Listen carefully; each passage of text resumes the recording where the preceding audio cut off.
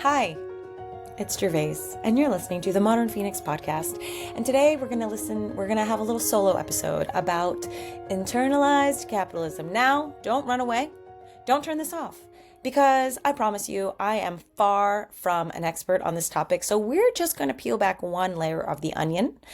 We're going to find the ways that internalized capitalism affects all of us, relates to all of us, even if we're just getting started with the idea of internalizing systems of oppression. And before I say anything else, I want to caveat that many of the things I've learned about capitalism, I learned from Toi Smith, T-O-I Smith. She is such a leader in this space. She has an amazing business and a newsletter called The Deepening, which she sends out once a week for a year, that gives a different piece of literature and education and a story and a poem and an essay and a law. I mean, it is so robust, this newsletter called The Deepening. And it's all about capitalism, to self-educate on what the system is, how it affects us, how it disproportionately affects people of color, how it is so oppressive, et cetera, et cetera, et cetera. She is a social activist and such a strong leader in this space, and I could not say anything without her help. So go over to her website. I'm going to link it in the show notes and check that out. And just know that today's podcast, we're not going to go quite that deep, mostly because I'm not qualified. But what I am qualified to peel back a layer of the onion on is the ways that capitalism has created a culture around us and within us as modern women to be constantly on, to be constantly doing, producing, achieving, marketing, selling. And I see this everywhere. I see this in my clients. I see this in my own life. And I feel the urgency and the rushing and the pressure of capitalism. And I think it's really helpful just to name it. I think it's helpful not to, obviously nobody's going to like reverse capitalism today. Toi Smith says something about being responsible for your 500 square feet of your life of living. And I think that's really beautiful. And it's really anti-capitalistic, right? Because it reminds us, you don't have to change the world. You actually can just, by being here and learning and educating yourself and empowering yourself with all the ways that you may be unconsciously being brainwashed all the time by a system of oppression, you are better able to clean up your 500 square feet.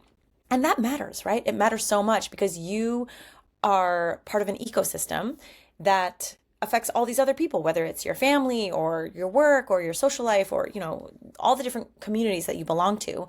When we shift the way that we understand and see the systems that we've internalized for ourselves first, even just the top layer of something, we can then bring this new perspective, this new way of seeing to our lives, to the communities we belong to our work in the world, to our attitudes, and it really does help make a difference. So I want to back up here for a second and just share. It's really funny. I'm having like a really intense day over here because my husband is getting ready to go back out on the boat for 10 days and he's leaving in an hour. I'm getting ready to pack me and the kids for a trip to California. We leave at 3 a.m. I'm working a half day. My husband's working a half day. The 3 kids are home full time because it's summer and it's a little bit crunchy. And so I had a moment where I was like doing the thing that I always tell my clients to do when it starts to feel like that. And I was like, okay, I need to resource. I need to slow down. I feel like there's so much to do and I just have to speed up and there's not a moment to spare, but my body, that I know better at this point, I've really created new rhythms for myself. And I was like, I'm going to have a me time moment. That's what I've been calling it this summer, a me time moment. And I went outside on a beach towel and just laid in the grass. And then my son came out, as he does often, my 5-year-old son.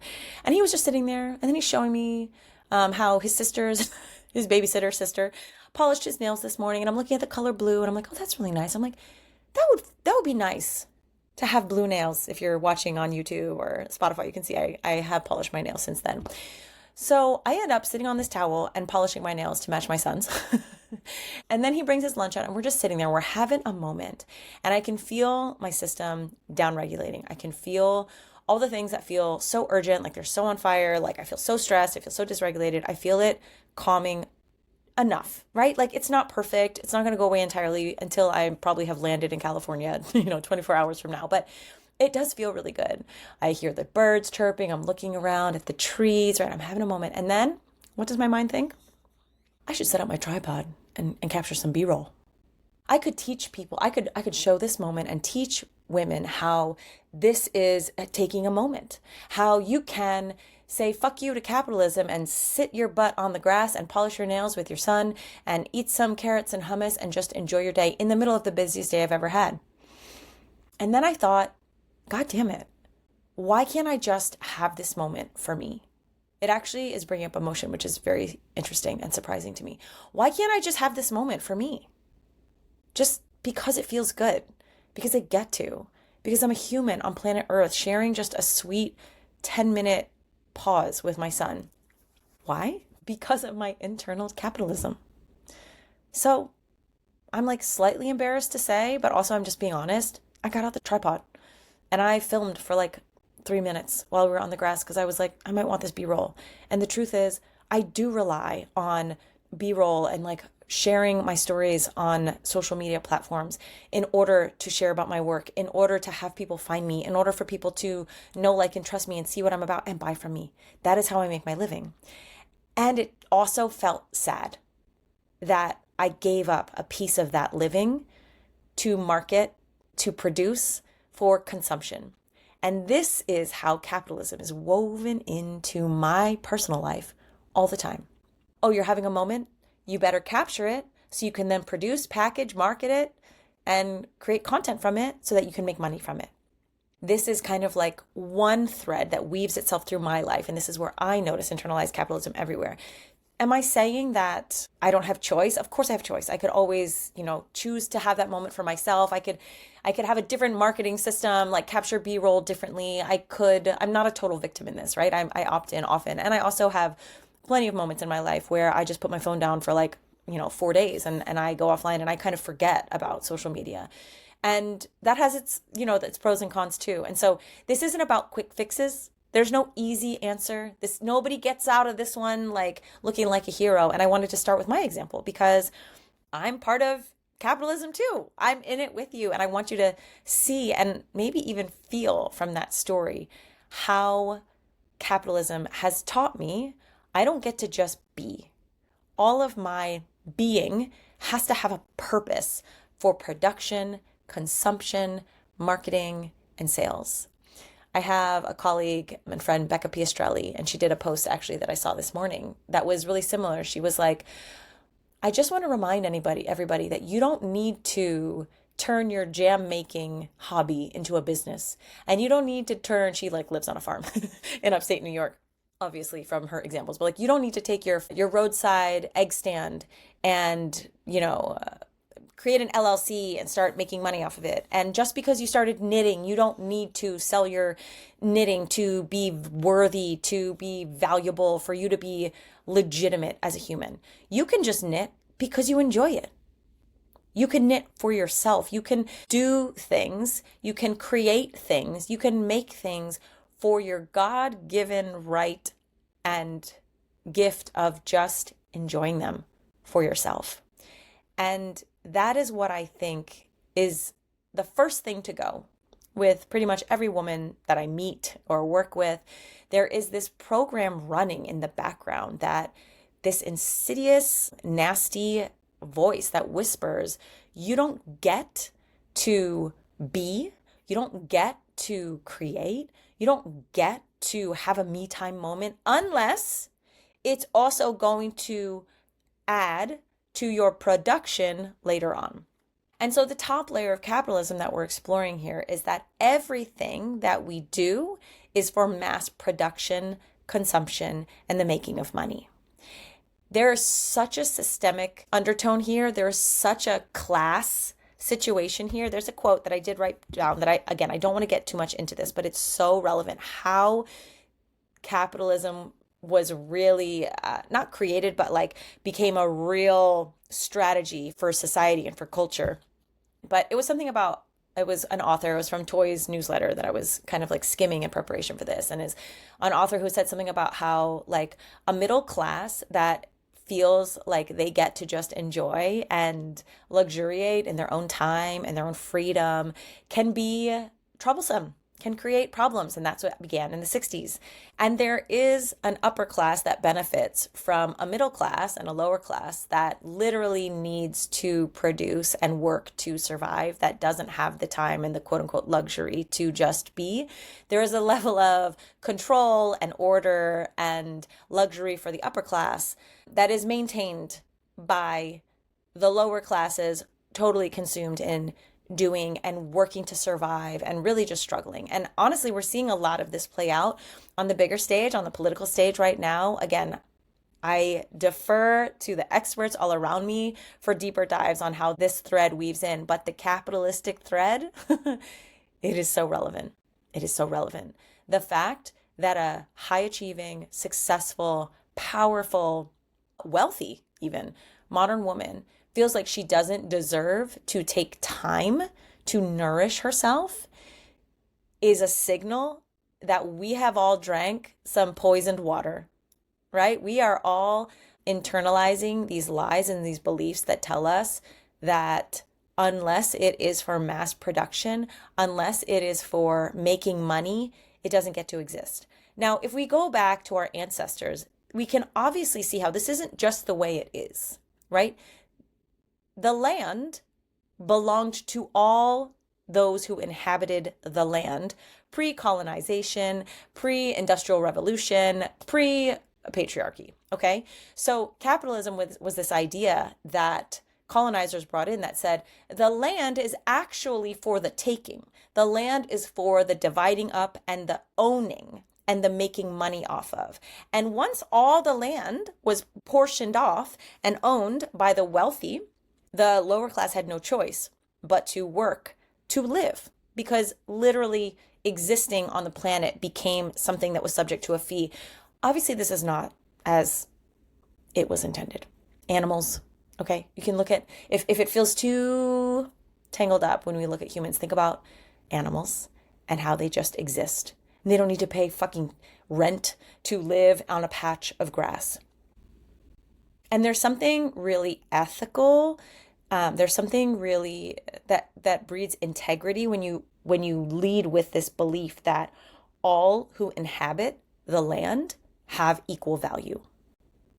We all have equal value just because we don't have to earn it. We don't have to prove it.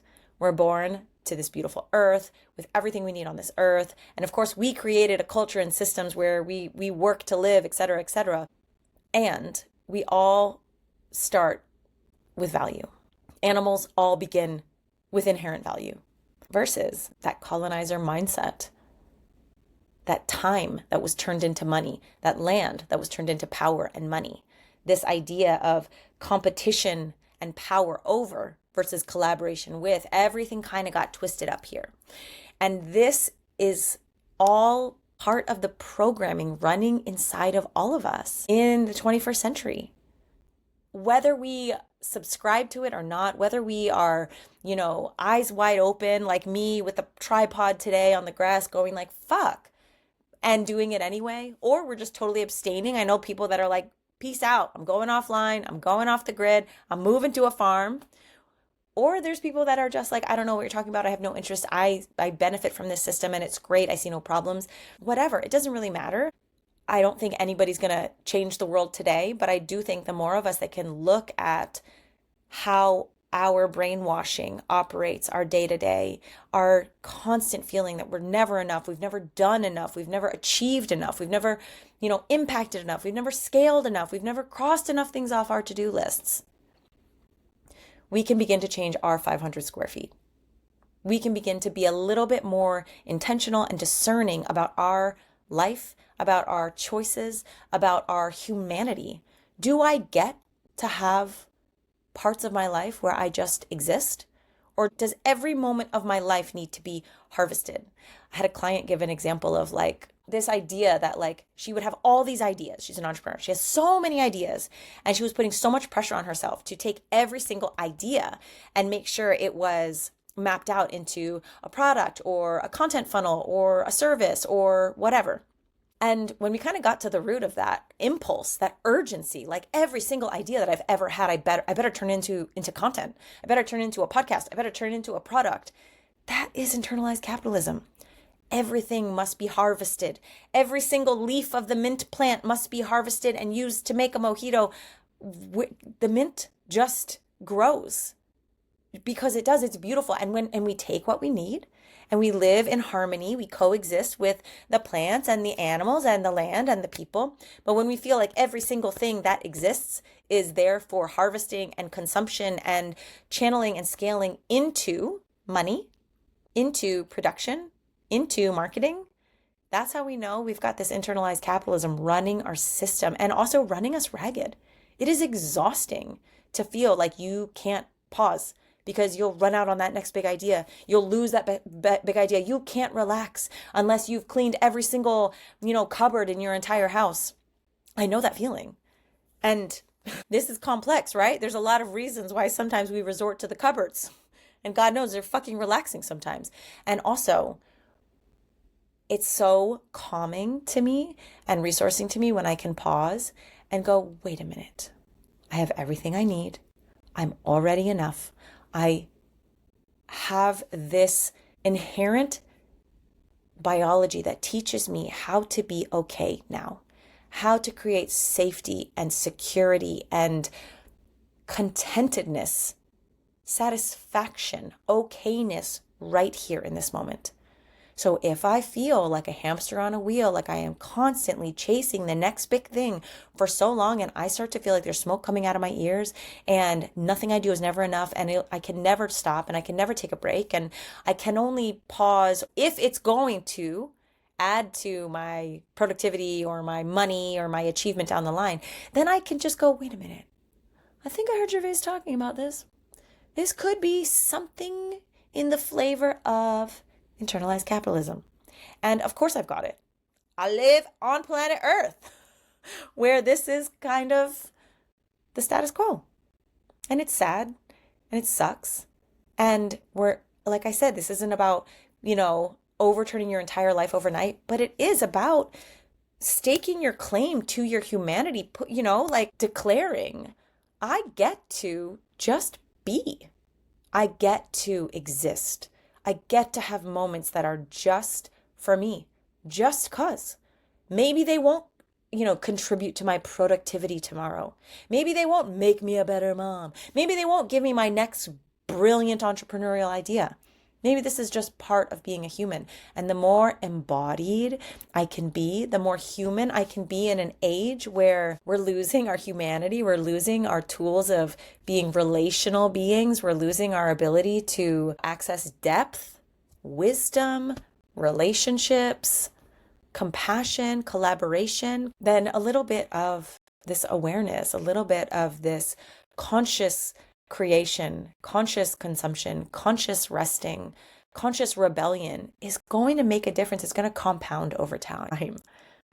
It's going to make your life better when you realize you don't have to earn your time off, even though you have a job that tells you that you still can drink your cup of coffee without rushing. You still can take a pee break without rushing. You can still go on the grass and just have lunch with your son and polish your nails, even if you have more to do today than you've ever had to do before, because it will feel good.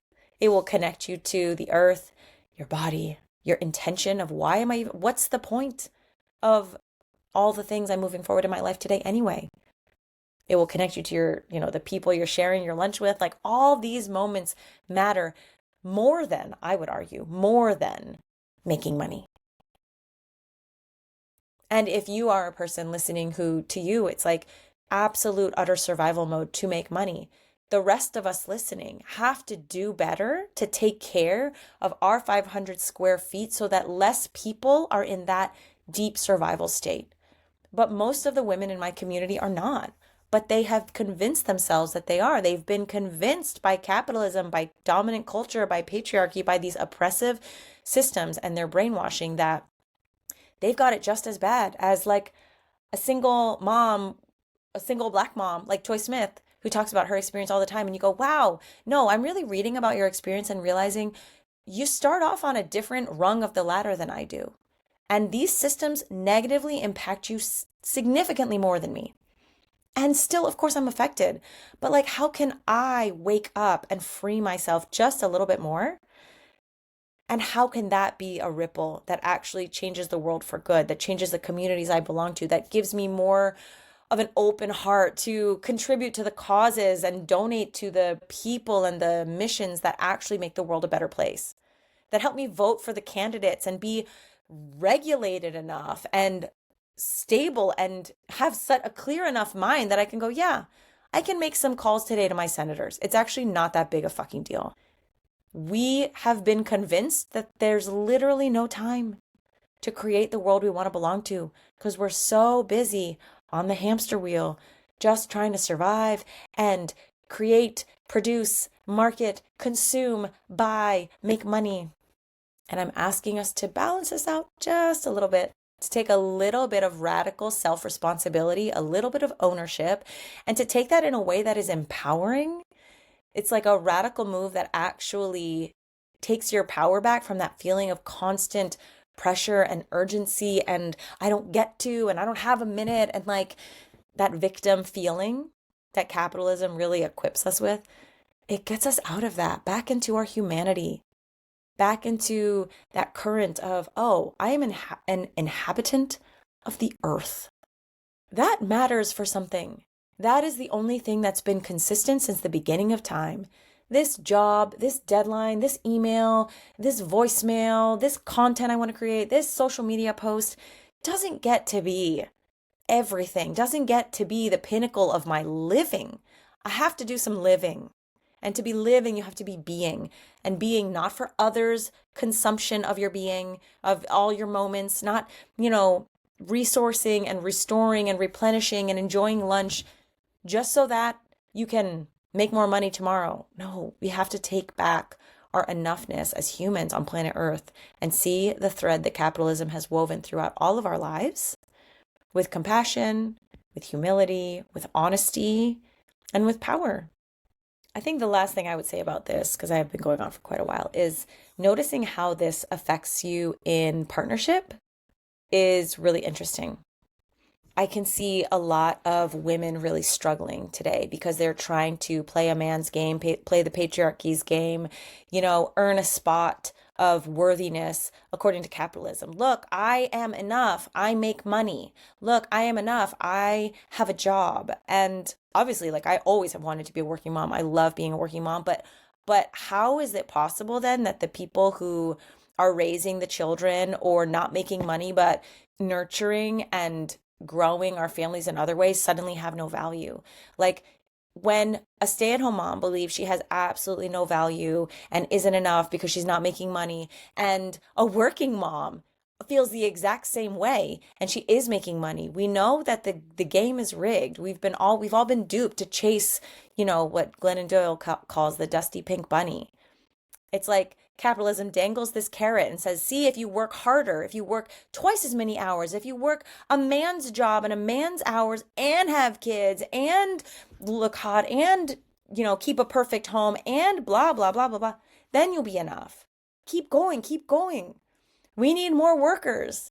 It's like, that is really not serving any of us to internalize that belief. We can do whatever we want to do. We can make whatever choices feel right for us, for our families, whether we're working, whether we're staying home, whether we're choosing to have kids or not choosing to have kids. But we have to all agree the money is not how we earn value.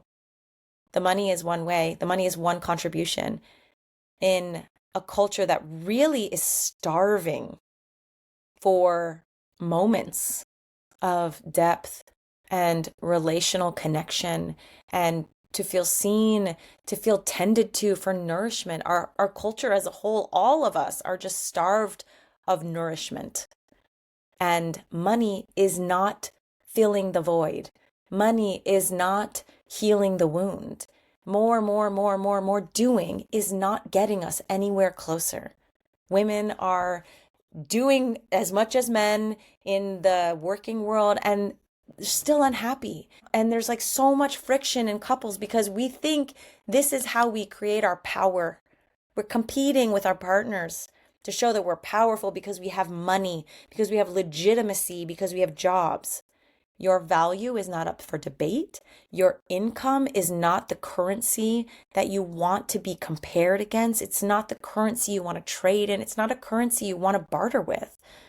Don't let these systems of oppression convince you that you need to prove your value via their game.